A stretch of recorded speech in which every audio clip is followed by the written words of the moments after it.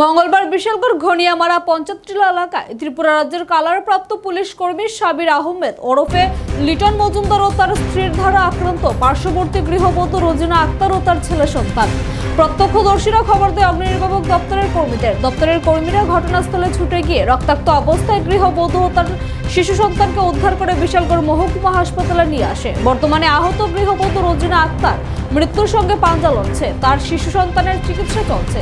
আর অন্যদিকে রাজ্যের কালারপ্রাপ্ত পুলিশ সাবির আহমেদ ওরফে লিটন মজুমদার বুক ফুলিয়ে রাস্তায় চলাফেরা করছে। খবর পেয়ে ঘটনাস্থলে চলে যায় বিশালগড় থানার পুলিশ। অভিযুক্ত পুলিশ কর্মী ও তার স্ত্রীর কঠোর শাস্তির দাবিতে সোচ্চার হলো এলাকার মানুষ। তবে একজন পুরুষ হয়ে পার্শ্ববর্তী এলাকার এক মহিলার উপর কিভাবে আক্রমণ করে সেটা এখন দেখার বিষয়। আইনের লোক হয়ে আইনকে কিভাবে হাতে তুলে নেয়। এখন কি সেই পুলিশ কর্মীর বিরুদ্ধে বিশালগড় থানার পুলিশ কোনো ব্যবস্থা গ্রহণ করবে কিনা সেদিকে তাকিয়ে আছেন এলাকাবাসী।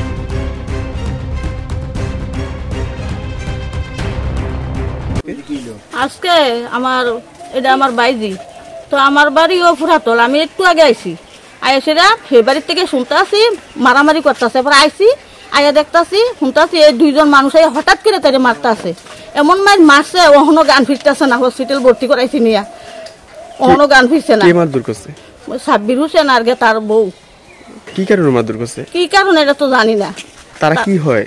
তারা কিচ্ছু হয় না, শুধু শুধু মারধর করছে। কিছু তো একটা আছে, কিছু তো একটা আছে। মানে মনে করেন স্বামী স্ত্রী তারা বাড়ি বাড়ি একটু ঝগড়া টাকরি করছে, করণে কি হয়েছে কি না মনে খুব একটা স্বামী যায় হেন তার কাছে কইছে কোনো কিছু কথা হেফরাইয়াত এই মায়ের মারছে।